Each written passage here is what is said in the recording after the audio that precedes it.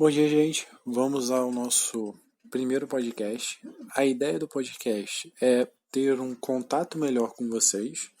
É muito mais fácil fazer um áudio de uns 10 minutos explicando o conteúdo do que simplesmente fazer um vídeo com quadro e tudo mais.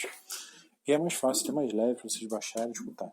Então, o que acontece? Disponibilizei para vocês uma apostila e 2 tipos de livros diferentes para vocês poderem se basearem. A apostila ela tem bastante exercício, quase 1000 exercícios, mas não é para fazer todos. Eu vou falar com vocês nas aulas exatamente quais exercícios vocês têm que fazer. Tudo bem? Então é só porque a apostila ela já tem uma quantidade boa de exercícios e ela também tem a resolução lá no final. Tranquilo? Então o que a gente vai fazer? Vamos revisar exatamente o que a gente já viu até então. Então vamos começar com a parte de termologia, que foi no início da matéria que a gente viu.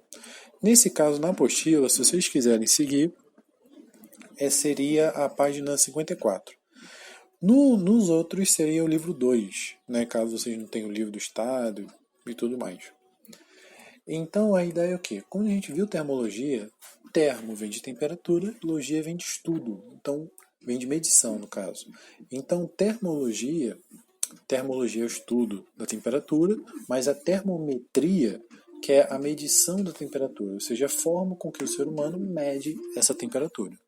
Então vimos que a temperatura ela foi medida em 3 escalas, ou seja, 3 grandes escalas foram bem difundidas. Dentre essas eram a escala Celsius, que ele dava lá com o 0 e o 100, que é o ponto de fusão e ebulição da água.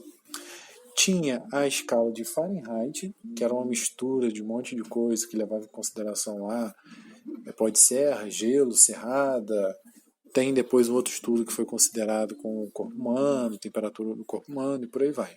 Onde a gente tem lá o ponto de fusão da água 32, ponto de ebulição 212.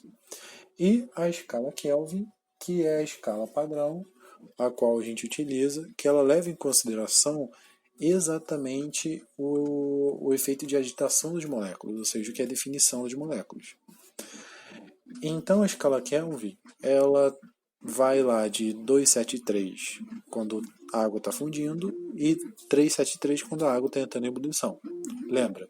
Fusão é quando sai do estado sólido para o líquido, ebulição quando sai do líquido para o gasoso. Tudo bem? Então vimos uma relação de algumas fórmulas, né? C sobre 5, F menos 32 sobre 9. A outra que vimos foi exatamente K igual a 273 mais C.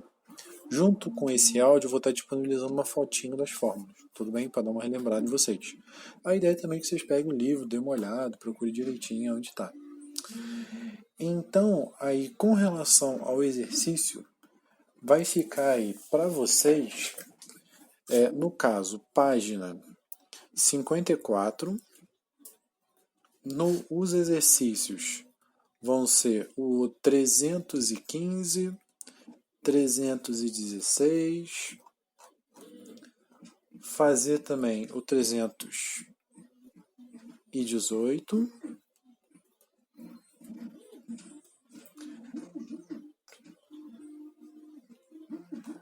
fazer também o 323.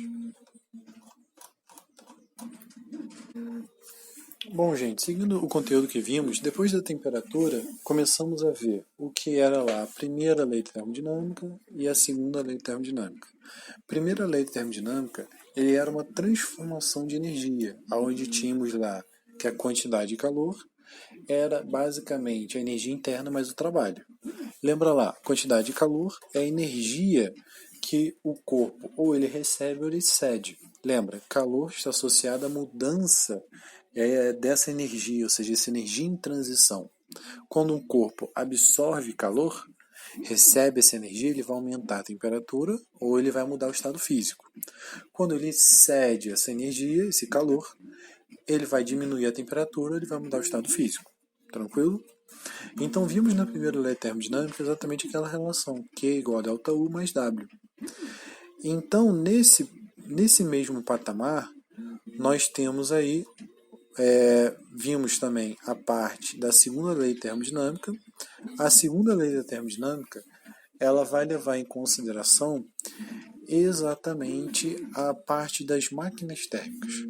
Então vimos lá que toda máquina térmica precisa de uma fonte quente e uma fonte fria para funcionar. Vimos também que para essa máquina térmica funcionar direitinho, nós temos o que está associado ao rendimento. Lembra, o que é o rendimento? O rendimento é exatamente o quanto que eu consigo aproveitar dessa energia, certo? O quanto que dá para reaproveitar. Tudo bem? Então, basicamente, nós temos aí, para o nosso dever de casa,